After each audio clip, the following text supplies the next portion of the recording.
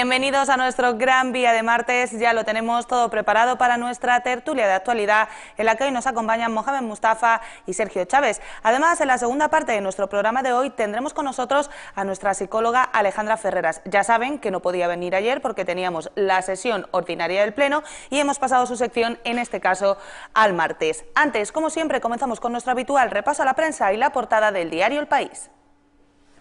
Ahí la están viendo. PSOE y Podemos abren una batalla por la hegemonía de la izquierda. Los líderes de ambos partidos se atribuyen la defensa de la socialdemocracia. Sánchez rechaza la jornada de 35 horas. Además, Mas afirma que la legitimidad política vale tanto como la legalidad. Y de la portada del País pasamos a la del Mundo, que en su primera nos cuenta lo siguiente. El Depor alertó el miércoles a la policía del viaje Ultra. Además, el juez pide todos los datos sobre la relación de Rato con Lazar. Y de la prensa nacional pasamos a la prensa local. Comenzamos, como siempre, nuestro repaso con la portada del Faro de Ceuta. Ahí la tienen: protestas, avalanchas y tiros, jornada caótica en el Tarajal que terminó con un herido de bala. Además, los taxistas denuncian inseguridad tras 3 intentos de atraco con pistola en un mes. Y del Faro de Ceuta pasamos a la portada del Pueblo. Ahí la están viendo: herido de bala un empresario del Tarajal cuando intentaban atracarle, y además la ciudad acuerda instar a reabrir Benzú y la delegación lo califica de incoherencia. Para finalizar, vamos con la portada del diario digital Ceuta al Día. Nos cuenta lo siguiente: delegación acusa a la Asamblea de torpedear las relaciones con Marruecos por pedir abrir Benzú, y además el Pleno aboga por no impedir a los mayores de 30 años optar a entrar en la policía local. Pues bien, de todos estos asuntos vamos a hablar en nuestra mesa de actualidad. Será, como siempre, dentro de unos minutos, después de los anuncios.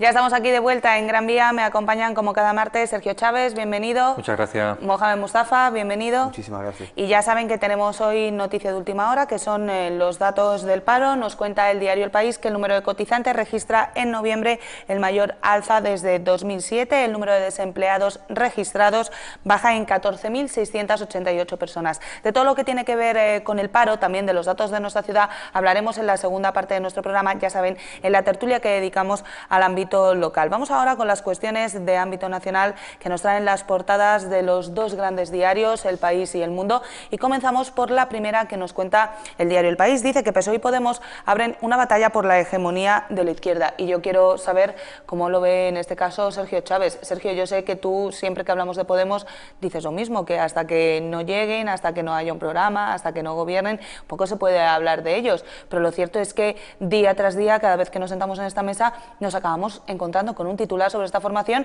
y en este caso que la relaciona con a la que tú perteneces, con el PSOE. Bueno, con respecto a lo de la hegemonía de la izquierda, vemos y comparamos a lo largo de la historia de este país, de los partidos de izquierda que ha habido, y evidentemente no ha habido un partido hegemónico como ha ocurrido con la derecha. Vemos en este caso el PP, ¿no? Que no hay subterfugios, hay pequeños grupitos, ¿no? Intentos, como en su caso fue o ha sido el grupo Vox, ¿no? Que intentó en la europea con escaso rédito. Entonces sí hay un bloque hegemónico dentro de la derecha, pero de la izquierda, y lo digo ahora y lo he dicho anteriormente, ¿no? Dentro de ese gran perfil abanico que hay de ideas, de pensamiento, del espíritu crítico que tenemos las personas de izquierda, que con esto no quiero denotar tampoco a las personas de derecha, ¿no? Evidentemente, pero sí se entiende, estudios sociológicos, etcétera, que ese espíritu crítico es muy importante, y de ahí que haya tantos partidos dentro de ese ámbito como es la izquierda política. Decir o coger extractos de quién es hegemónico dentro de la izquierda, yo sé de dónde vengo, que el Partido Socialista, vuelvo a repetir y no me cansaré, que son 135 años de historia, y nuestra historia está ahí, no valga la redundancia, los hechos están ahí, con muchas equivocaciones, evidentemente, pero con muchísimos aciertos. Entonces, lo que digo con respecto a lo de Podemos es que de la noche a la mañana sale este partido, que bienvenido sea, vuelvo a decir, que yo no he criticado hasta que no lo vea en faena, en acción, en harina, no puede decir nada en su contra, pero que es muy bonito criticar sin hacer nada, sin haber hecho nada, ¿no? Pero que de la noche a la mañana salga este partido, son los más limpios, impolutos del mundo, te dicen una cosa y al cabo del tiempo te dicen la contraria, o ahora en el Congreso que tuvieron constitutivo, decía Pablo Iglesias, que querían abarcar el espectro, abarcar todo el tablero, el centro del tablero también para poder gobernar, que vuelvo a decir que no es una crítica, sino me parece positivo, entre comillas, porque se dan cuenta de que solamente quedándose a la izquierda es imposible gobernar este país, sino que se tiene que abrirse ese espectro ideológico dentro de la sociedad española. Entonces van cambiando porque se van dando cuenta que todo ese discurso tan bonito, tan utópico, que ojalá fuera, ojo, que ojalá fuera real, ¿no? Se ve que son propuestas en algunos casos inviables por la situación que se encuentra ahora mismo en España, inviables porque es muy bonito decir, proponer fuera del gobierno sin saber las circunstancias, la coyuntura que promueve el gobierno, lo que nos podemos encontrar, y una vez estando en harina, gobernando, te das cuenta de lo que tú proponías es inviable por tal o cual circunstancia. De ahí también venía yo y decía que yo fui muy crítico con la modificación de la Constitución, con el artículo 135, pero decía, yo no estaba en el Consejo del Gobierno, yo desconozco los movimientos que había, las presiones de órganos supranacionales como podía ser la OCDE, podía ser el Fondo Monetario Internacional, el Banco Central Europeo, etcétera, etcétera, y las circunstancias en las que se encontraba España para haber tomado esa medida. Por eso digo también, soy muy crítico, pero también me falta conocimiento. No sé lo que hubiera hecho si me hubiera encontrado en esa situación, pero igual digo que soy muy crítico porque no me siento identificado con esa reforma, al igual que tampoco me puedo sentir identificado a lo mejor con distintas reformas que se han hecho con respecto a la economía, pero bueno, sí, es algo coyuntura también y vemos que las circunstancias del país son unas y otras, entonces dependiendo de cómo lo encontremos, a lo mejor tenemos que traicionar esos ideales, hacer tripa de corazón, porque vemos que vamos a pique y tenemos que hacer promover cosas que nos duelen mucho y que en el momento que vayamos reflotando volvemos otra vez a quitarlas para volver otra vez a nuestro sistema y a nuestros ideales. Pero es que como es tan complicado gobernar. Toda esta polémica y este titular del País surge al hilo de la presentación de ese documento marco que pretende ser el embrión del programa económico de Podemos. Moja, entre otras cuestiones, hablan de reducir la jornada laboral a 35 horas semanales, de fijar la jubilación en los 65 años pero de forma flexible. En resumen, en esa presentación de ese documento marco lo que hablaban era de medidas que ha llevado la socialdemocracia europea a lo largo de todos estos años, desde los años 70-80 hasta la actualidad. De hecho, el subtítulo del País dice: los líderes de ambos partidos atribuyen la defensa de la socialdemocracia, y nos habla de que, en este caso, Pedro Sánchez ha rechazado la jornada de 35 horas semanales. ¿Qué te parece la nueva polémica en torno al PSOE y Podemos, que parece que es de lo único que se habla últimamente? Sí, en primer lugar hay que indicar que el documento del que se está hablando, del que se está discutiendo, es un borrador de Juan Torres y de Vicente Navarro, propuesta a Podemos, que en ningún momento es el programa económico de Podemos. Hay que diferenciar y recalcarlo bien. Y en segundo lugar, pues estamos asistiendo evidentemente a una clara lucha por el votante medio, que normalmente ideológicamente se sitúa en esa franja ideológica que denominamos socialdemocracia. Lo que se busca es dirigirse a la mayoría social, y cuando alguien hace esto es que tiene vocación de gobierno, y Podemos con esta actitud lo que plantea es vocación de gobierno. Yo escuchaba a Pablo Iglesias indicar que había que lograr esa mayoría social, que era una obligación llegar a esa mayoría social, y es lógico. Lo que no es tampoco incoherente con el planteamiento que ha mantenido hasta la fecha Podemos. Por parte del Partido Socialista, yo creo que, en primer lugar, cuando hemos asistido a lo largo de los últimos meses a las diferentes encuestas del CIS o diferentes encuestas que han arrojado o que nos han publicado diferentes medios, evidentemente en esas encuestas podíamos comprobar que la mayoría o el trasvase más importante de electores era del Partido Socialista a la formación de Pablo Iglesias, que no únicamente, sino que también había electores del Partido Popular que viraban hacia Podemos y también de Izquierda Unida. Claro, Es lógico que por el Partido Socialista en parte se preocupe por Podemos, pero también es un error de bulto y estratégico plasmar negro sobre blanco la preocupación con Podemos. Es decir, yo me refiero a lo siguiente: es lógico que el secretario general del Partido Socialista a nivel interno hable con las cúpulas, con los representantes, con los dirigentes del Partido Socialista y establezca cuál es el criterio o cuál es la estrategia a seguir de aquí a las elecciones autonómicas. Pero lo que no es lógico es plasmarlo en un documento interno que luego ha salido a la luz, donde indica a las claras que el adversario es Podemos. En primer lugar, dime... También es verdad, al hilo de todo esto que estás comentando, que es que cada vez que Pedro Sánchez sale, y esto es una evidencia, por lo que se le pregunta más habitualmente es por Podemos. Quiero decir, hablabas, bueno, es que quizá no es la estrategia adecuada, no es en defensa de Pedro Sánchez, es que esto lo ve cualquiera que tenga ojos en la cara. Cada vez que una persona del Partido Socialista acude a una entrevista, o una persona de Izquierda Unida, como era el caso de Alberto Garzón este fin de semana, no el anterior, acude a una entrevista, cada vez que cualquier persona de ese espectro ideológico del que hablaba Sergio, crítico, acude a una entrevista, la entrevista, no sé de qué manera, acaba centrándose en Podemos, Moja.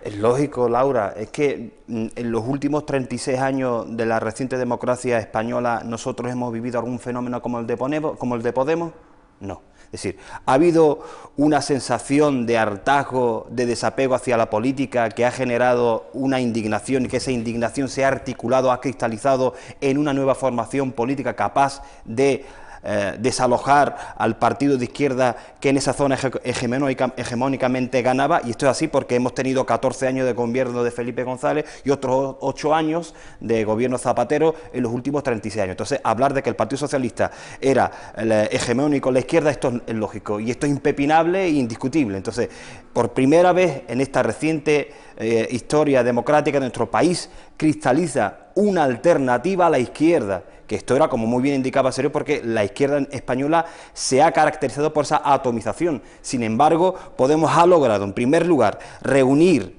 toda esa alternativa en un bloque sólido y, en segundo lugar, alejarse de ese clivage, de ese eje izquierda-derecha, sino que se ha hablado de cuestiones de democracia, ha hablado de cuestiones de patriotismo, robando el lenguaje a la propia derecha, es decir, planteando cuestiones que cualquier español se sentiría identificado con ellos, como es el no pago de la deuda, como es la renta básica, estar en contra de los desahucios, estar en contra de la precariedad laboral, estar en contra de la modificación del artículo 135, estar en contra de una serie de cuestiones que nos ha precarizado a lo largo de los últimos años. Vamos a ver, claro que es normal que a los dirigentes políticos se les plantee estas preguntas, pero si es que nosotros aquí en Ceuta, donde estamos a nivel, un plano local, digamos, por denominar de alguna manera, y no se me malinterprete, a un nivel más bajo, de un perfil más bajo, se nos pregunta por la cuestión de Podemos. Es normal, es que nunca hemos tenido una irrupción del calibre de Podemos, por lo que plantea, por lo que ha supuesto, por lo que ha posibilitado. Jamás nunca un movimiento de masas civil ha cristalizado de una forma tan espontánea y tan rápida. Recordemos que no hace mucho que asistíamos a los movimientos en las plazas de Madrid, y no hace mucho que el Podemos se presentaba en unas elecciones europeas de una forma sui generis. Ahora ya hay un partido, ya hay un secretario general y ya se está gestando un programa político. Entonces, ¿es normal la reacción por parte de los políticos que se encuentran en la izquierda? Claro, porque ahora el espacio es corto y habrá que luchar en él. ¿Es lógico que el Partido Socialista empiece a reaccionar? Claro, si yo lo entiendo, si como analista político lo puedo entender. Lo que no entiendo es que se plasme esa idea en blanco sobre negro y ese informe se haga por escrito, porque luego tenemos acceso y deja de ser una estrategia, y más allá de una estrategia muestra un miedo. Yo lo que haría en esta situación es mantener el mismo discurso que había dicho, que había tenido Pedro Sánchez con sus dirigentes, pero nunca perder de vista que si tú eres una alternativa de gobierno, hablar de cuestiones generales y hablar de temas de gobernabilidad y hablar de cuestiones que realmente importan a los españoles, que es el paro, que es la precariedad social y los desahucios. Esas son cuestiones impepinables y que deben de abordar de forma urgentísima cualquier persona que crea estar en la posición idónea para gobernar este país. Antes de dejar este tema, Sergio, ¿a ti te molesta esto que comentaba con Moja hace un momento? Eso es así. Cada vez que un dirigente socialista o un dirigente de Izquierda Unida sale a los medios, sale a la prensa, sale a la televisión, sale a la radio, al final la entrevista la acaba centrando Podemos. ¿Te molesta que pase esto? Me llega un momento que llega al hartazgo de tanto Podemos en los medios de comunicación bombardeando, y creo que al final... Es que hoy además es la portada del diario El País, es esa: PSOE y Podemos abren una batalla por la hegemonía de la izquierda. En algunos momentos yo me llego a preguntar, ¿es que Podemos está ya gobernando o algo así? Porque parece que hablamos de ellos más que del gobierno de la nación, Sergio. Es que puede llegar de tanto bombardearte algo tan bonito, tan bello y tan precioso de ver todos los días, en todos lados, en todos los momentos, puede incluso llegar a detestarlo, a odiarlo, aquello que era tan bonito. ¿Por qué? Porque no paran de, estoy haciendo un símil, de bombardearte. Lo que fue una estrategia muy buena de un principio que ha tenido Podemos a través de las redes, de los medios de comunicación, de una publicidad gratuita, porque toda esta campaña que se le está dando a Podemos es gratuita. O sea, que las grandes empresas de marketing, los grandes pensadores a la hora de las campañas, los gurús se tienen que estar pegando para chocarse contra las paredes y decir la campaña que le están haciendo en España a Podemos sin que estén gastando ni un solo duro.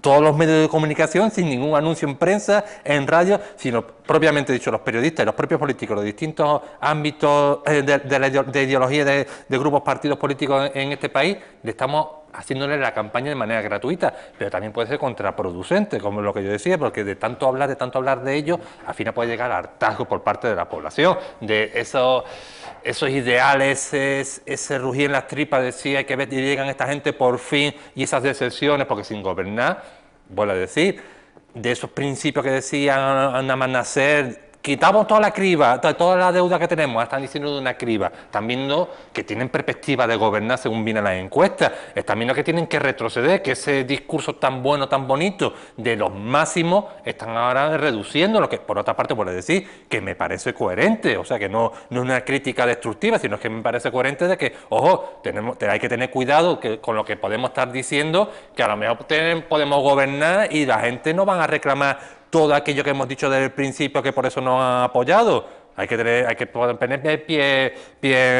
en plomo, o sea que hay que tener cuidado. Y también el borrador es un borrador, y en ese borrador te está hablando de eso, ¿no? De aspectos que en un principio era el 100% y ahora van reduciendo, porque están viendo de que evidentemente no es todo viable. Es un discurso muy inteligente, muy bonito, que a todo el mundo nos encanta, pero a la hora de llevarlo a la práctica es complicado. Yo podría decir aquí, señores, votarme a mí, que yo prometo que el paro lo voy a acabar en Ceuta. Aquí no le gusta escuchar eso.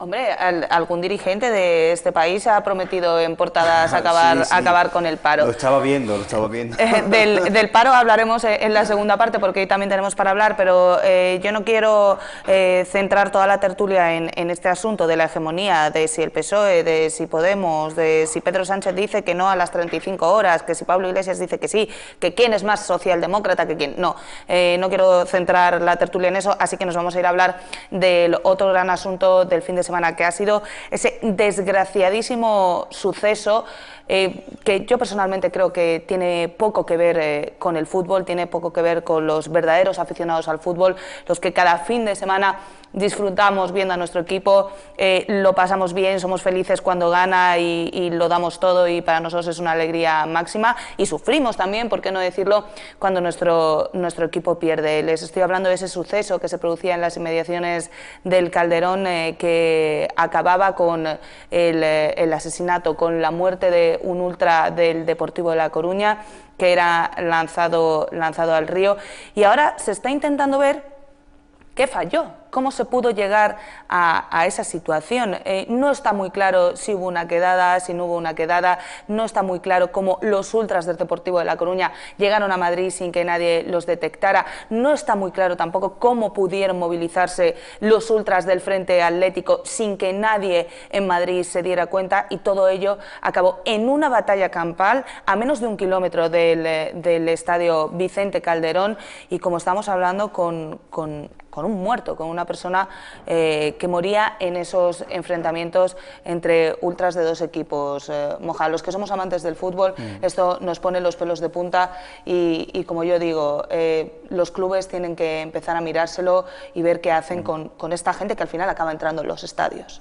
Sí, que es cierto, y además hay que poner como ejemplo a la Premier League, ¿no? Que se tomó este asunto muy en serio, y bueno, y los hooligans prácticamente han desaparecido de los campos de fútbol de la Premier. Sin embargo, en nuestro país los clubes en primer lugar no se lo toman en serio, la máxima organización dirigente de la Liga tampoco se lo toma en serio, y seguimos permitiendo en primer lugar el acceso de estos ultra radicales de tono fascista a los campos de fútbol, y bueno, en primer lugar les damos cobijo, y en segundo lugar desvirtuamos lo que es la fiesta del deporte. Como tú muy bien indicabas, esto al fin y al cabo debe ser un deporte, debe ser considerado como un espacio de ocio lúdico en el que la ciudadanía pues se divierta o entienda o defienda los colores de su equipo de la mejor manera posible, pero sin embargo no debe ser la excusa para que determinados energúmenos enarbolen ciertas banderas fascistas, en muchísimos casos radicales, que lo único que buscan es simplemente la excusa para tener un motivo donde ejercer o ampliar o proyectar su violencia. A mí me parece repugnante, y me parece más repugnante que habiendo un fallecido más en la historia de la Liga de Fútbol Española, no haya sucedido aquí una hecatombe y se hubiese paralizado la Liga y se tomasen en primer lugar las medidas y luego reanudarla. Me parece deplorable la actitud de toda la institución que organiza, lidera nuestra Liga Española, y me parece deplorable la actitud de los dirigentes de nuestros clubes de fútbol que permiten el acceso a estos energúmenos a los campos de fútbol. Sergio. Hombre, triste porque estamos hablando de la muerte de un aficionado de fútbol que me da igual antecedentes policiales que tenga o pueda tener, estamos hablando de un ciudadano, ya no entro si era un angelito o deja de serlo, pero estamos hablando de un fallecimiento. Triste también porque se ve implicado la afición y el equipo del que yo sigo, que es el Atlético de Madrid. Triste porque no se ha hecho nada hasta ahora, y yo lo llevo diciendo hace un montón de tiempo, desde que la mafia de Hearing se metió de por medio en el Atlético de Madrid a gestionar los recursos y el dar carta ancha a estos energúmenos, que no voy a defender yo al Frente Atlético, evidentemente serán X personas, y esas X serán un tanto por ciento los que son los energúmenos totales y otro tanto que van a animar, pero viendo que hay energúmenos de por medio no se molestan en suprimirlo y erradicarlo del estadio de Vicente Calderón. Y porque ha habido ya antecedentes de por medio también por parte de este Frente Atlético. O sea que estamos hablando de que también falleció el aficionado de la Real Sociedad en las inmediaciones de Vicente Calderón, por culpa también de un fanático del Frente Atlético que está en cárcel, 18 años creo recordar, pero volvemos a ver lo mismo, y no se hizo nada, y por parte de los dirigentes del club no se hizo nada. Y me pongo a pensar y a replantear por la historia. Pues vuelvo a insistir, soy aficionado del Atlético de Madrid y un poquito sé de lo que hablo, de aquel año famoso que creo recordar que fue cuando descendió el Atlético de Madrid, estando Fernando Torres entre sus filas, etcétera. Me acuerdo de la imagen famosa, que estaban entrenando los jugadores en el Cerro del Espino y se acercaron unos cuantos fanáticos de este Frente Atlético a amedrentar a los jugadores allí que estaban entrenando. Sí fue, así fue. Y con el visto bueno de los dirigentes, porque lo dejaron entrar y todas las puertas las encontraron abiertas y no pasó absolutamente nada. Algunos de ellos encapuchados. Encapuchados, enchaquetados, que me acuerdo yo con chaqueta y con la cabeza cubierta, eso sí, pero lo dejaron entrar. O sea que estamos hablando que por parte de los dirigentes del Atlético de Madrid tienen carta blanca estos fanáticos, estos ultras. Después te pones a replantear, aquí ha habido una serie de fallos, entradas que tenían los ultras del Deportivo, que dice el presidente del Atlético de Madrid que él facilitó la entrada a la entidad deportiva de La Coruña, que la entidad deportiva de La Coruña se la facilitó a la asociación de Peña del Deportivo, y que esta asociación de Peña a su vez se la facilitó 100 entradas, quiero recordar, a los ultras. O sea que han ido pasando de manos sin ningún tipo de control. Después quedan a través de las redes sociales. Después te das cuenta, bueno, dirán, esto son cosas de niñatos, de adolescentes, de gente joven, están en el paro, la sociedad. Pues te das cuenta de que la mayoría de las personas que estaban allí pegándose torta eran gente entre 35 y 45 años, incluso una persona creo que de 61 años. O sea que estamos hablando de personas hechas y derechas, con sus trabajos, con su familia, con sus hijos. O sea, te digo, bueno, esto ¿a qué ha llegado esto? Aparte dice, no, un enfrentamiento entre aficiones, Deportivo, Atlético de Madrid. Y digo, no, es que En la del Deportivo estaban gente de Rayo Vallecano, estaban gente de otros clubes de fútbol, en la del Atlético de Madrid estaban gente del Sporting, porque entre estas aficiones se hermanan por odio mutuo entre otras aficiones. Bueno, pues ¿en qué cabeza cabe esto? Y por último también, que estuve viendo el partido, un ambiente enrarecido, etcétera, que ese partido nunca debería de haberse celebrado. Sí, señor. En fin, con lo bonito que es compartir afición por el fútbol y pelearte con el compañero, como nos peleamos nosotros con Monja y le decimos el Madrid, ¿no? Y estas cosas, pero todo dentro de la civilización de las personas normales y no acabar quedando o encontrándote por la calle a las 9 de la mañana y liarte a palos porque hay uno que es de otro equipo y a ti ese equipo no te cae bien o consideras que la ideología de esos ultras no es la que debería ser. En fin, que estamos mejor que queremos. Vamos a hacer una pequeña pausa, enseguida estamos de vuelta con las noticias de Ceuta.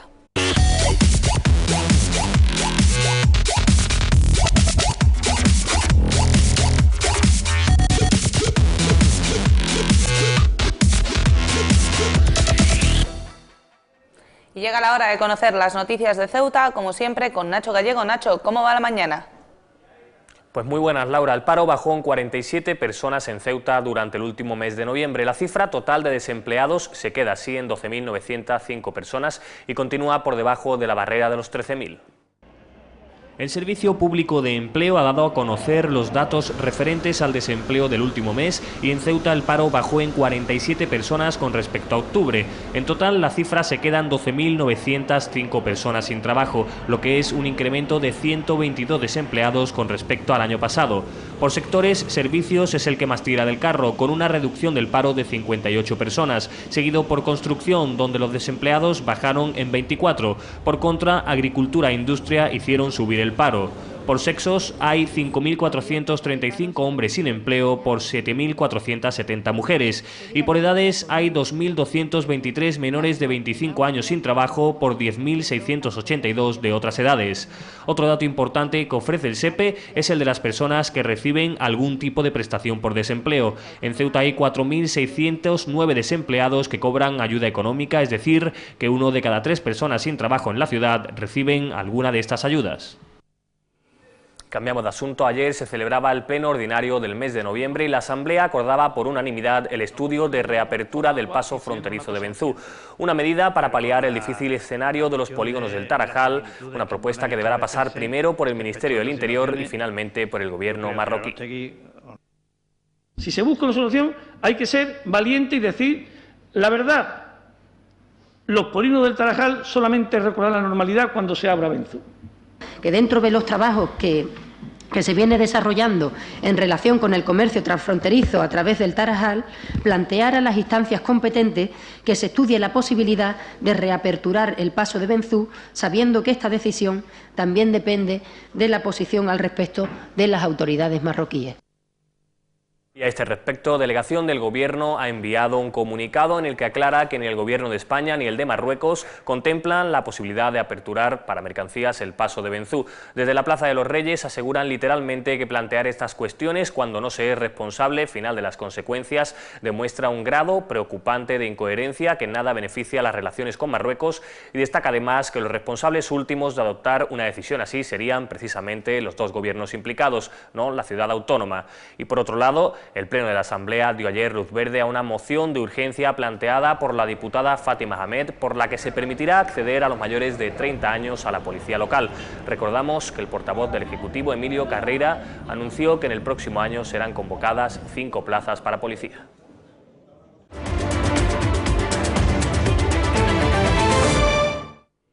Esta mañana se han inaugurado las 4ª jornadas contra el maltrato infantil. El presidente Juan Vivas y la jefa del área de menores han sido los encargados de inaugurarlas en el Teatro Auditorio del Rebellín. Ambos han resaltado la importancia de seguir avanzando en este grave problema. Es necesario seguir avanzando en lo que supone el difícil abordaje del problema del maltrato infantil.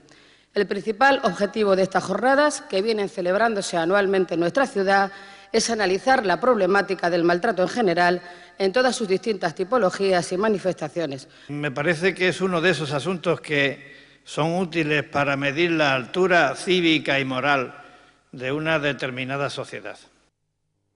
Más de 8 meses después de que se lo solicitara a la justicia, la Guardia Civil ha remitido el atestado sobre los hechos ocurridos la trágica mañana del 6 de febrero en la frontera del Tarajal. En ese documento se encuentra, en principio, toda la información que venía solicitando la jueza. La Guardia Civil ha remitido al Juzgado de Instrucción número 6 de Ceuta el atestado referente a los hechos sucedidos en la frontera del Tarajal el pasado 6 de febrero, tal y como recoge el diario El Faro. Una tragedia que costó la vida a 15 inmigrantes que intentaban pasar a nado. Más de 8 meses ha tardado la Benemérita en remitir este documento que contiene toda la información de los agentes, el material que utilizaron y las funciones que llevaron a cabo aquella mañana. 8 meses, como decimos, y al menos 2 requerimientos judiciales han mediado entre los hechos y la confección de este atestado. Y es que la Guardia Civil ha querido incluir declaraciones de los agentes que tuvieron algún tipo de intervención en aquellos hechos y toda la información de forma pormenorizada. Se cumple así con uno de los puntos más importantes en esta investigación y que ahora será la jueza quien tendrá que estudiar detenidamente. Y con esta noticia terminamos por ahora. Sigan disfrutando de Gran Vía.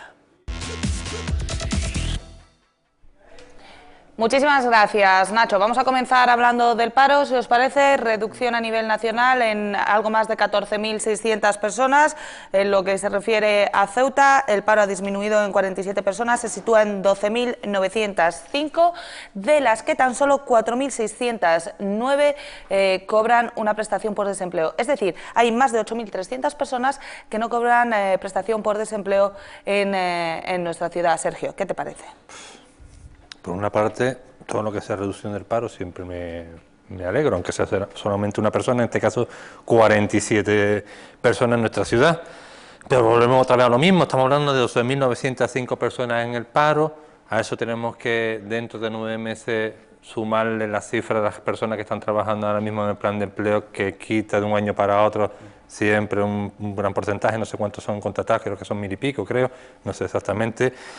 Y después de los que están en el paro, como tú muy bien has comentado, Laura, cobran 4.600 personas la ayuda y 8.300 dejan de percibirla.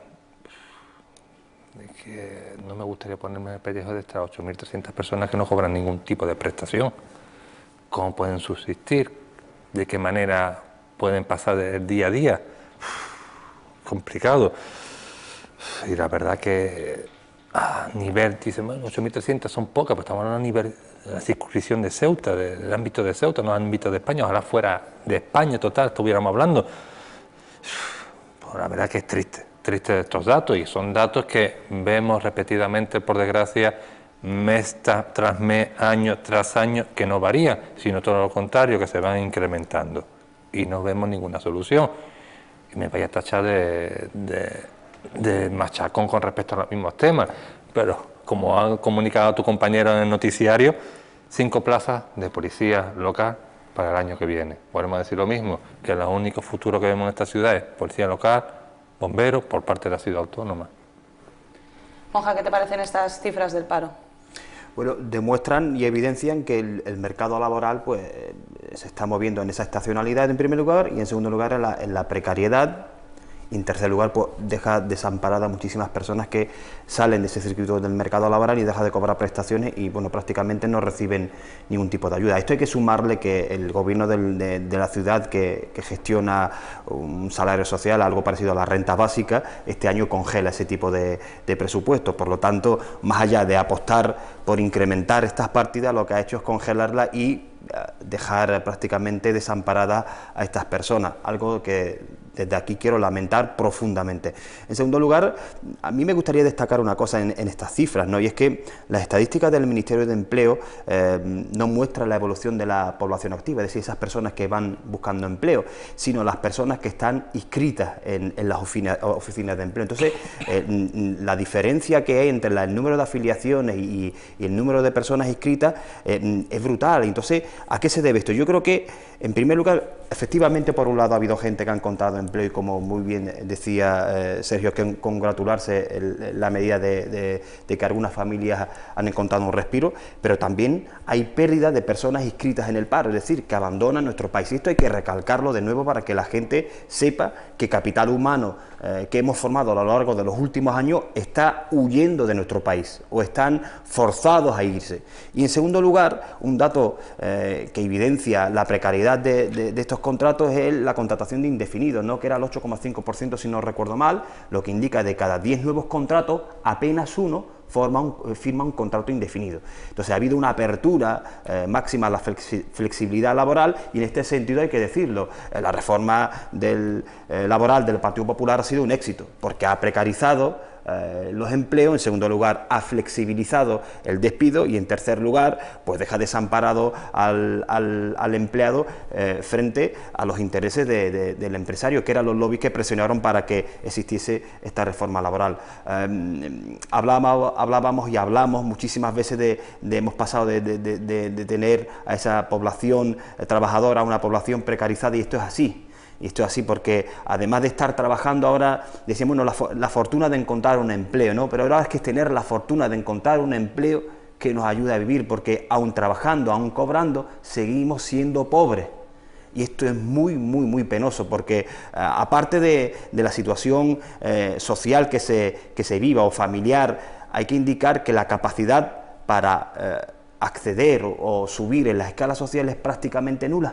Es decir, siempre habrá una base social amplia, precarizada y otra que, sin embargo, se está beneficiando de esto. Hay que recordar que las empresas importantes de nuestro país no dejan de ser o de ganar beneficios.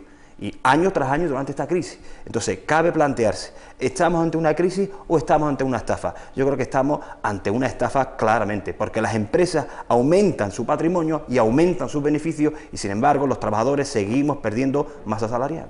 Aclaramos que estamos hablando de las grandes empresas, porque a lo mejor hay algún pequeño y mediano empresario que nos está escuchando las grandes empresas, recalcamos. Está pensando, si a mí para que me llegue el crédito no sabes lo que tengo que hacer y no me llega. Esa es otra cuestión, claro, es que todo va ligado, claro. Nosotros rescatamos bancos, pero los bancos no dan líneas de crédito ni a los ciudadanos ni a las pequeñas empresas, que las pequeñas empresas hay que sacarlas de esta margen porque también de esta gran bolsa, porque también son damnificadas de las políticas de empleo o de las políticas fiscales de nuestro país, porque sin embargo ellas siguen tributando a unos porcentajes altos, en cambio las grandes empresas, como muy bien has indicado tú, cada vez tributan menos y tienen una serie de beneficios fiscales pues hasta cierto punto incomprensible. Entonces, a mí me parece ciertamente cínico hablar de recuperación cuando tenemos una parte importante de la población que vive debajo de los umbrales de la pobreza, otra parte importante que aun estando trabajando sigue siendo pobre y sin embargo una pequeña élite empresarial sigue ganando beneficios a costa de estas personas, porque hay que recordar que los beneficios vienen a costa siempre de alguien y es a costa de los ciudadanos. Y por eso es necesario indicar que aquí el máximo responsable es el gobierno, quien legisla a favor de estos lobbies. Vamos con otra cuestión, que es la gran polémica que se ha suscitado después del pleno ordinario del mes de noviembre. Porque yo os lo voy a decir, para una vez que vota toda la Cámara a favor, pues ahora la delegación del Gobierno no se ha mostrado muy de acuerdo con ese voto que emitió la Cámara en pleno a favor. Les hablo de la reapertura del paso de Benzú. Lo que se aprobó en el Pleno de la Asamblea en ningún caso fue reabrir Benzú, porque no tiene competencias para ello, pero sí estudiar e instar al Gobierno de la Nación a que vea cómo está este asunto y si puede abrirse Benzú para intentar, pues de alguna manera, descargar al Tarajal del todo el tráfico de personas y mercancías que está viviendo y que está sufriendo en los últimos meses y que está generando ese tipo de situaciones que hemos comentado semana tras semana.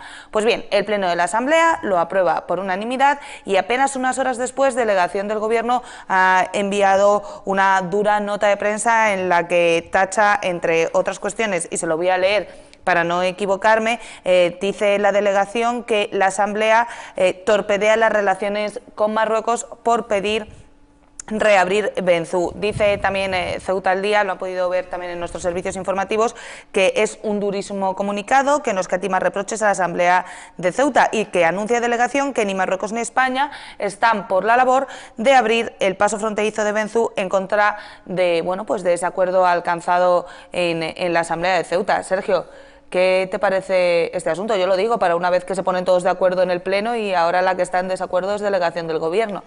Bueno, vamos por partes. Vamos primero con el comunicado de delegación del Gobierno, que si bien el mensaje en cierta parte tiene razón con respecto a hoy, que estamos hablando que son medidas nacionales, del Gobierno de competencia del Gobierno español y del Gobierno marroquí, hasta ahí muy bien, pero eso no quita o no da lugar que el Gobierno de la ciudad, la Asamblea, o sea, el órgano que se siente representado, toda la ciudadanía de Ceuta, implique medidas que inste al gobierno de turno de a nivel nacional a que promueva iniciativas para favorecer a la ciudadanía de aquí en Ceuta. Sabemos muy bien que estas competencias a nivel nacional, pero mire usted, nos está surgiendo una serie de problemas y nosotros le instamos a que promueva algo para que este problema que tenemos ahora mismo, esta situación que estamos sufriendo, toda la ciudadanía se vea favorecida de alguna manera.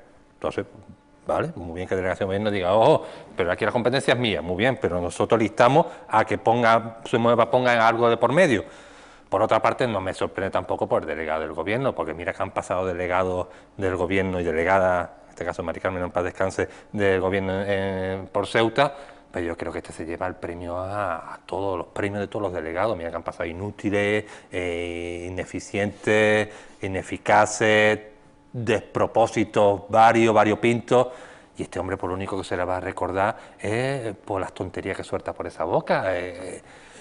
Conmigo se va a acabar la violencia en esta ciudad, conmigo no sé qué, los que la pagan van a la cárcel. Y creo que durante estos tiempos que lleva este señor de cargo de delegación del gobierno, más asesinatos ha habido, por desgracia, más descontrol en la frontera, más violencia sufrimos en esta... Y son todas competencias suyas. Yo no sé lo que se dedicará a hacer este hombre, pero vamos, hay una gran diferencia, por lo menos, que consulten la hemeroteca, pero yo creo que la gestión de este hombre no se va a recordar por su brillantez. Aparte también tenemos que saber que lo hemos sufrido como diputado durante muchos años, del 93, y la gestión dentro de la Cámara Baja en el Congreso de los Diputados no ha sido tampoco muy fructífera. Creo que lo único que se recordó es de haber sacado una camiseta de la Selección Española en una exposición que hizo. Lo único que se le puede recordar de una persona que ha estado, creo que más de 14 años como diputado representando a esta ciudad, es muy triste, deja mucho que desear. Ahora, con respecto a lo de la medida, tanto en empleo, en vivienda, todo lo que sea para favorecer los problemas que tiene esta ciudad me parece positivo. Ahora, también a recordar que lo de la frontera de Bensú se cerró hace ya, creo recordar, hace más de 10 años por los continuos apedramientos que recibían los guardias civiles allí, ¿no?, por parte de un lado y del otro, y se llegó a la manera drástica de cerrar aquella frontera. Y la medida que se ha propuesto en la Asamblea de realizar un estudio de la viabilidad de la apertura de la frontera de Bensú para hoy esa masificación que sufre la frontera del Tarajá, de alguna manera reducirla para que vaya a llegar la de Bensú. Entonces, con ese estudio me imagino yo que llegarán los técnicos a puntualizar, si en el Tarajá hay tantas guardias civiles, Policía Nacional, de seguridad privada, para mantener esta masificación, habrá que dividirlo en la de Bensú, un transporte adecuado público para los portadores de allí poder llevarlo para allá, si la población de Bensú está de acuerdo en sostener aquello para que reúnan las condiciones, o sea, un largo etcétera, que con el estudio adecuado, las herramientas, los mecanismos y reestructurar aquello, ¿no?, aquella frontera, porque yo pienso que no reúne ahora mismo las condiciones para sostener toda esa masificación. Entonces, si al final hay dinero, hay voluntad y se reúne todas las condiciones, adelante, que no suframos lo de allí también en otro punto, sino que sea para mejorar, me parece positivo. Lo decía Sergio, lo que se instaba ayer al Pleno de la Asamblea era realizar un estudio e instar al Gobierno de la Nación a que viese la posibilidad de reabrir ese paso en Bensú. Moja, ¿te ha sorprendido la reacción de delegación del Gobierno tan inmediata y en un asunto en el que, como yo decía, que es muy raro, que no suele pasar habitualmente, todos los diputados de la Asamblea votaron a favor? Bueno, me ha sorprendido y a la vez no, de quién viene la reacción.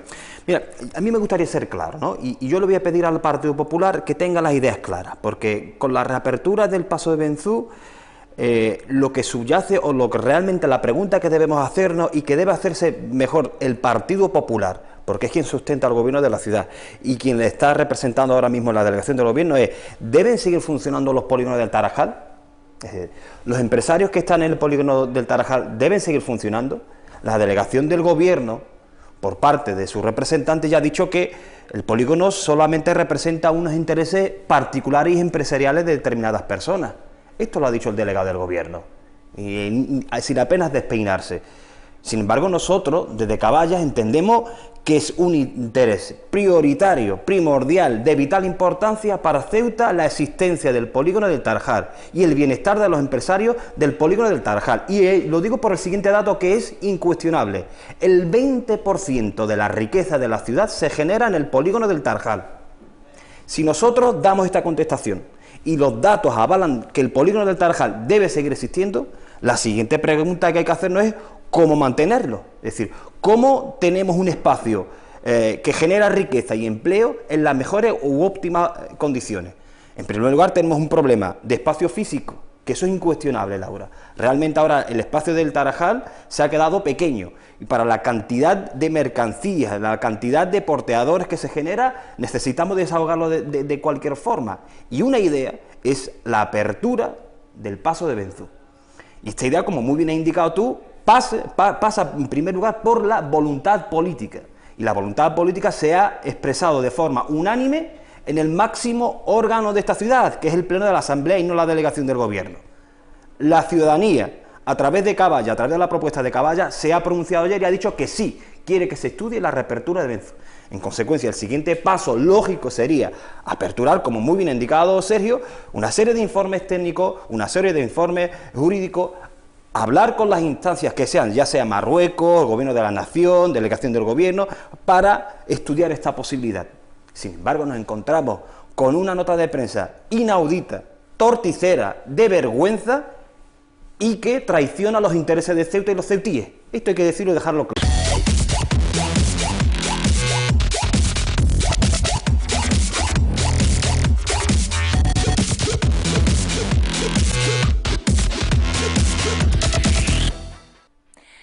Y estamos aquí de vuelta y en esta ocasión en martes nos acompaña Alejandra Ferreras. Alejandra, bienvenida. Gracias. Dejábamos la semana pasada un asunto sobre la mesa. Hablamos de violencia de género y queríamos hablar también de cómo era esa situación con las mujeres más jóvenes, con las adolescentes. Antes de empezar a hablar sobre ello, vamos a ver algunos datos del informe de la Fundación ANAR en el año 2012. 927 menores llamaron para decir que sufrían violencia de género. Son los últimos datos que tenemos y lo importante de estos datos es que suponía un incremento del 17% respecto al año anterior. Estamos hablando de mujeres de menos de 18 años, de mujeres menores de edad, y siguen produciéndose esos incrementos en las cifras, Alejandra. Sí, no solo ya además en mujeres menores de 18 años, sino que la gran mayoría de mujeres que denuncian este tipo de situaciones suelen ser mujeres entre 20 y 30 años. Es decir, que se está cambiando un poco el concepto de que la violencia de género se produce solo dentro del matrimonio y en matrimonios de muchos años o en matrimonios de personas más mayores. Se están dando muchísimos casos cada vez más de maltrato dentro de lo que es el noviazgo. Te voy a dar otro dato, porque es importante también, y también lo da la Fundación ANAR. De esas 927 llamadas que hemos dicho que se recibieron, el 12% pertenecían a niñas de 13 y 14 años. Estamos hablando de edades muy tempranas, de una época en la que se supone que esas relaciones se viven de otra manera, de una forma mucho más inocente, y sin embargo nos encontramos que aunque un 12% de esas llamadas son de gente de esa edad, algo muy llamativo. El problema es que se ha desvirtuado lo que se entiende por el amor romántico. Lo que es el concepto de amor romántico entre los jóvenes, entre los adolescentes, está totalmente desvirtuado. De tal modo que se asocia el concepto de posesión con el concepto de amor.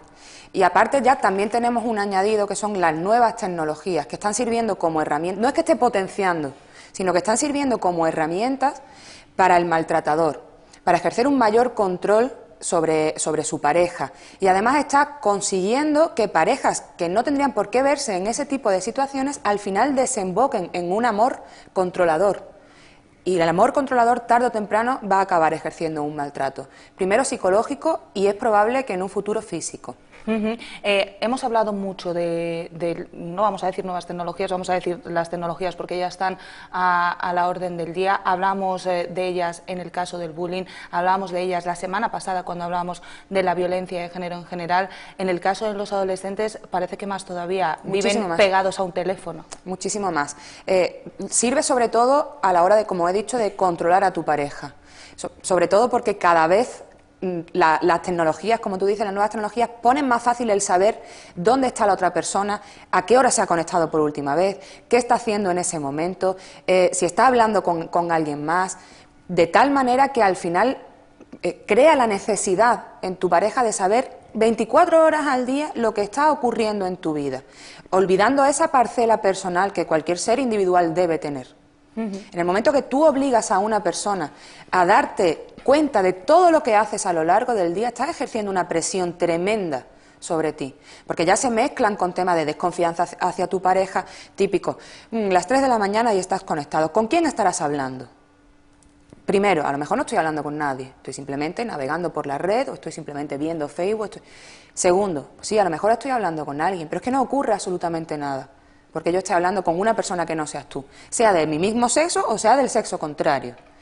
Vas mezclando, vas uniendo y al final lo que vas consiguiendo es anular, como decíamos la semana pasada, anular por completo la voluntad de esa joven, teniendo en cuenta además que esa joven es mucho más frágil que una mujer adulta, que ya tiene una personalidad completamente formada, sobre todo cuando hablamos de niñas de 13 y 14 años. Vamos con más datos, Alejandra, porque es que nos ha servido el día contra la violencia de género para conocer muchas cifras. Es un informe de 2011, es decir, es un informe que tiene ya 3 años. En aquel momento, es un informe que hizo la Universidad Complutense, apuntaba que un 4,9%, es decir, prácticamente un 5% de las chicas adolescentes ya ha sido víctima de algún tipo de violencia. Y en segundo lugar, otro dato también muy significativo, 1 de cada 5 puede ser víctima de malos tratos porque justifica 2 cuestiones, el sexismo y la agresión como una forma de enfrentarse a los problemas. Efectivamente. Existe sobre todo un problema de educación. Un problema de educación que viene por 2 razones fundamentales. La primera es porque los jóvenes cada vez empiezan a relacionarse de manera sentimental con otro o empiezan a unirse de manera sentimental con otro, cada vez más jóvenes. Cuando antes nosotros teníamos los novietes a partir de los 16, 17 años y no era nada serio. Cuando te ibas haciendo más mayor era cuando ya iniciabas una relación. Ya estamos hablando de niños de 10 y 11 años que empiezan esos contactos con el sexo opuesto y 12 y 13 años que tienen relaciones formales, pero formales de voy a tu casa y conozco a tu padre, eres mi novio, hacemos absolutamente todo juntos. Y existe un problema, que realmente no saben lo que es tener una pareja, no saben que la base de la pareja es la confianza y el respeto, y la confunden con otras cosas completamente diferentes. Por eso dices que solo saben enfrentarse al otro de manera violenta, porque creen que si tienen una pelea tiene que ser la peor pelea del mundo, porque si te quiero mucho, todo lo que me haga me va a molestar muchísimo. Cuidado, evidentemente en las parejas hay discusiones, pareja que no haya discusión es mentira, una pareja de mentira, pero siempre desde el respeto. Y el otro punto que has dicho, el tema del sexismo, es algo curioso, porque si tú preguntas en un aula todos los roles de género, todo el sexismo, ellos tienen muy bien aprendida la lección, y ellos saben perfectamente que a día de hoy existe una igualdad absoluta entre hombres y mujeres, que las tareas que antes correspondían a mujeres y por un lado a hombres y por otro lado a mujeres, ahora son exactamente igual para todos, pero cuando salen del aula, cuando tienen que ponerlo en práctica, todo eso se olvida. De hecho, estamos volviendo a una generación muchísimo más machista que la anterior. Es algo curioso. Hemos hablado de los roles de género, pero cuando hablamos de adolescentes, de gente joven, a mí me gustaría preguntarte por esos modelos, por los modelos que están viendo nuestros jóvenes de hoy, los referentes culturales, de qué forma afectan a su comportamiento en pareja y llevan a situaciones como estas que estamos viendo que se están produciendo. Para empezar, el primer modelo que tiene el adolescente es la televisión. Y la televisión nos venden, nos siguen vendiendo, siempre la han vendido, pero ahora más todavía, que el hombre tiene que ser fuerte y agresivo y la mujer tiene que ser sumisa y débil. Y ese es el rol de cada uno en la pareja. Es decir, la mujer tiene que ser la dominada y tiene que además dejarse dominar y querer ser dominada. Eso es un problema muy grave, muy grave. Y el hombre tiene que saber dominar a esa mujer. Lo que hablábamos la semana pasada de el sentimiento de posesión. Pero el sentimiento de posesión siempre desde el joven a la joven, desde el hombre a la mujer, no al contrario. Es decir, Mi novio puede salir con sus amigos, puede tener una tarde estupenda con sus amigos, pero yo me tengo que quedar en mi casa. Yo no tengo la oportunidad de hacer exactamente lo mismo que él ha hecho, irme con mi grupo de amigas o con mi grupo de amigos a dar una vuelta, por ejemplo. Algo mucho más común y cada vez más. Yo me echo un novio y abandono mi grupo de amigos y me uno al grupo de amigos de mi novio, porque él es el que manda en la pareja, él es el que tiene que llevar la iniciativa, él es el que tiene que decir todos los días lo que vamos a hacer, dónde vamos a ir y con quién vamos a estar. Hemos hablado de la televisión, pero hay otros modelos. Tenemos la música, por un lado, y también tenemos el cine, las lecturas, las películas que ven nuestros adolescentes. Yo sé que es un caso muy común, que se pone de ejemplo, además, que es el caso de la saga Crepúsculo, por ejemplo.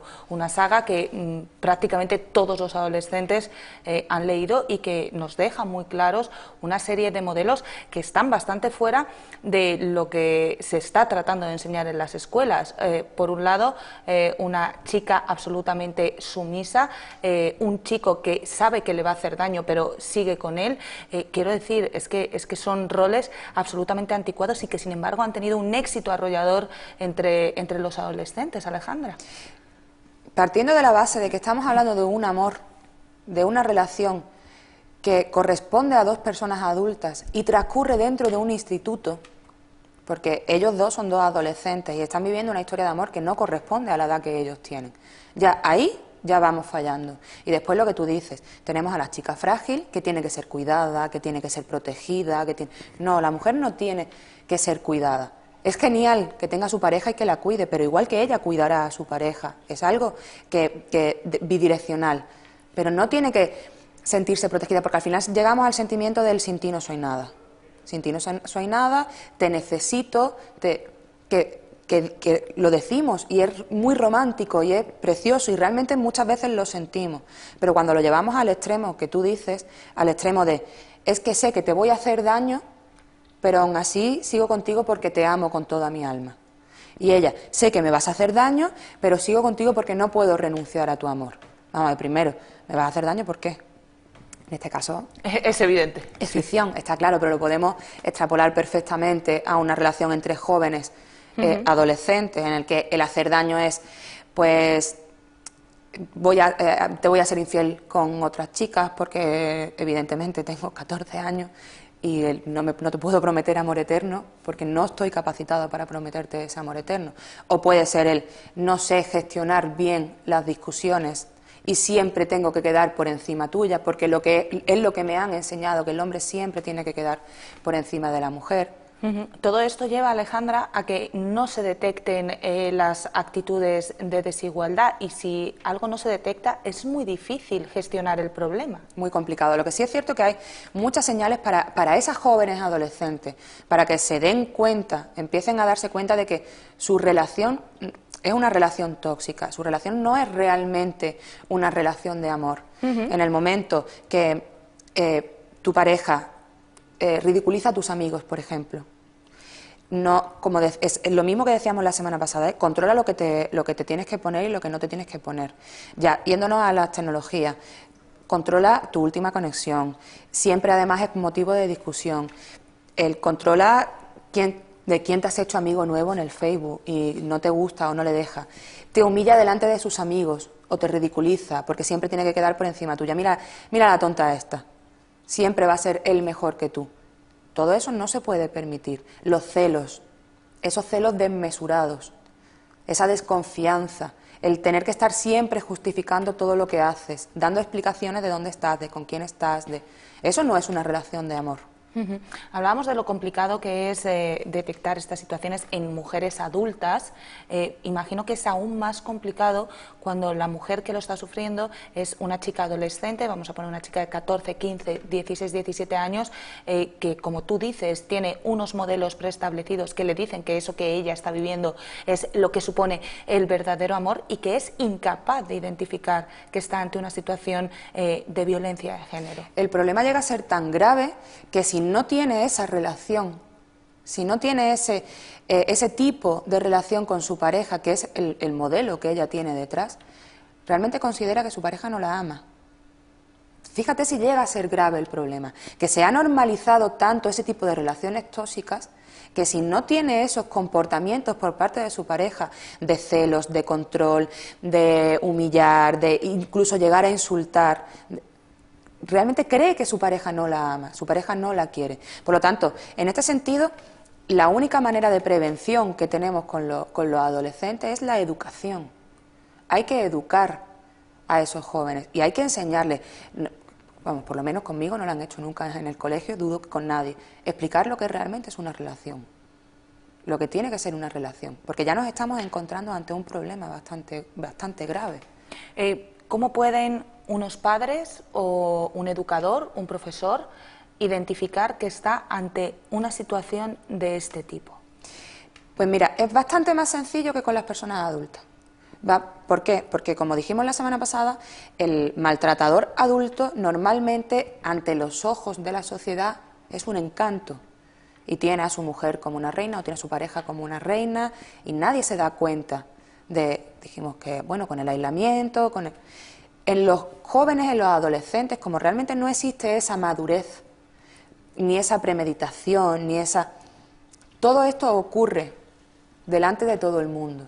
Y tenemos escenas de ese tipo, en un parque cualquiera de tu ciudad, que ves como el chico de 14 años está zarandeando a su novia de 13, o le está agarrando del brazo y la está arrastrando para llevarla de sus amigas, o le está gritando, pero a más no poder. Además eso lo vemos, y es que nada más que hay que poner cualquier programa de los que echan por la noche los fines de semana, de tipo documental, vamos recorriendo las calles a la salida de las discotecas, y lo ves muchísimo. De la joven que llama a la policía porque su pareja se ha bebido 2 copas y la ha arrastrado de los pelos fuera de la discoteca o le ha montado allí en medio una discusión bestial insultándola. Eso es un maltrato. Cuando se produce de manera puntual, tú lo cortas, lo hablas con tu pareja. De manera puntual me refiero a una vez. Tú lo cortas, lo hablas con tu pareja. Así no me tienes que tratar, nunca, jamás en la vida. Yo te trato a ti con respeto, tú me tratas a mí con respeto. Cuando eso se convierte en algo como norma, que ocurre todos los fines de semana, eso es un maltrato. Es un tipo de maltrato. Es una violencia que está ejerciendo tu pareja sobre ti. Porque al final lo que te termina condicionando y al final dejas de salir con tus amigas para evitar la discusión. O sales solo con él para evitar la discusión y al final terminas quedándote en casa. Al final te está manipulando. Pero de una manera mucho más directa que lo hace el adulto. El adulto dijimos que era un cincelito. Sí. El adolescente realmente va a mazazo ya desde el principio. No empieza con el pincel, va a mazazo. Pero porque la adolescente lo permite, por lo que hemos dicho, por ese tipo de educación que no es educación, porque realmente si dijéramos educación le estamos echando culpa a los educadores y no la tienen. Pero sí ese modelo que se está viendo en la sociedad, que tú has dicho, a través de la televisión, a través de las películas, a través de los libros.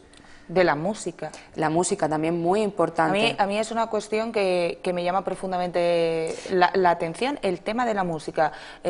Yo salgo los fines de semana y en según qué sitios entro y escucho ciertas letras de canciones que me generan un escalofrío interior. Sí, que además, supongo que te pasará lo mismo que a mí, que como mujer, sí, escucho esa letra y yo me echo las manos a la cabeza. Y que me pueda decir una adolescente que es que esa letra es bonita, me echo las manos a la cabeza 2 veces. Canciones en las que las mujeres son meros objetos o en las que las mujeres salen a buscar hombres, canciones de este tipo, que es habitual escucharlas, la gran mayoría. Vamos, no solamente en Ceuta, sino en todos los sitios de copas de España. Sí, sí, lo que tú has dicho, las mujeres al final se acaba convirtiendo en mero objeto sexual que puedes usar a tu antojo, porque además la palabra usar se emplea muchísimo en este tipo de canciones. Entonces, todo eso, tú la escuchas la primera vez, eres un adolescente, la escuchas la primera vez y puede ser que te choque. Pero si la escuchas en todos los grupos de música o en todos los cantantes que te gustan, al final lo terminas normalizando. Y lo que pides es que el hombre sea tan machito y tan fuerte que te trate como el hombre de esa canción. Ante esta situación, una vez ya se ha producido o se ha ejercido esa violencia sobre una adolescente, ¿cómo se enfoca el problema con ella? Lo primero de todo, hay que intentar hacerle ver a esa adolescente la situación en la que está metida. Es decir, si ella no es consciente de que está sufriendo un caso de violencia de género por parte de su pareja, un caso de maltrato, porque como ya hemos dicho, está todavía como muy prefijado eso de la violencia de género se produce dentro de los matrimonios, todavía se le llama violencia doméstica en muchos casos, no es así. Entonces lo primero que hay que hacerle ver es que una relación no es así, una relación de verdad tiene que tener otros puntos y que por supuesto se puede salir de ahí. Porque volvemos a lo mismo, al final lo que se acaba creando es una dependencia hacia la otra persona. Y el mayor miedo que tienes es, porque es algo que además emplean mucho los adolescentes, como hagas esto o como no hagas esto, te voy a dejar. Y al final lo que acaba teniendo ese adolescente es miedo a que su novio la deje. Una persona de 15, 16 años que cree que si su novio la deja, se acaba el mundo. Chiquilla, si es que tienes toda la vida por delante. Y además te mereces a una persona que realmente te cuide. Porque aunque él te diga que lo que está haciendo lo hace por tu bien, que aunque lo que está haciendo lo hace para cuidarte, para protegerte, es incierto. Si de quien te tienes que proteger es de él, no del mundo. Hemos hablado de que hay que mostrarle esa situación en la que se encuentra. Una vez es consciente de la situación, ¿cómo se le ayuda a salir? Pues lo primero que hay que hacer es cortar todo vínculo físico, evidentemente, con su pareja. También tendríamos que analizar la situación en caso de que fuera necesaria una denuncia a esa persona. Habría que conducirla hacia los canales necesarios para llevar a cabo esa denuncia, cortar todo vínculo físico con ella y poco a poco ir cortando todo el vínculo emocional, de tal manera que exactamente igual que ocurre con la persona adulta, esa mujer vuelva a recuperar, esa chica vuelva a recuperar la autoestima, vuelva a recuperar la confianza en sí misma y vuelva a recuperar la seguridad. ¿Y cómo se actúa con ellos, Alejandra? Exactamente igual que con los adultos. Estamos hablando a lo mejor de personas de 13 o 14 años. Vale, en ese sentido sí es necesario y además puede que sirva un poco más todo el tema de la reeducación. Porque en este caso el maltratador con 13 años podemos hablar que es un maltratador en potencia. Es decir, que si sigue por ese mismo camino, en su edad adulta será un maltratador. Si se corta con 13 años y se le reeduca y se le enseña cómo realmente se tiene que tratar a una mujer, cómo tiene que tratar a su pareja y lo que hemos dicho antes, cuál es la dinámica real de las relaciones, ese muchacho será un hombre capaz de tener una relación sana, no tiene por qué ser un maltratador. Si tan solo actuamos con la mujer, que por supuesto, con la chica, que por supuesto es totalmente necesario, y dejamos de un lado al chico, estamos incurriendo en el error de dejar libre a un potencial maltratador, y es muy probable que lo sea. Con esto vamos a terminar por hoy. Muchísimas gracias, Alejandra, por habernos acompañado un día más aquí en Gran Vía. Nosotros nos vamos ya. Recuerden que volvemos mañana con muchísimas más cosas aquí en Gran Vía. No se lo pierdan.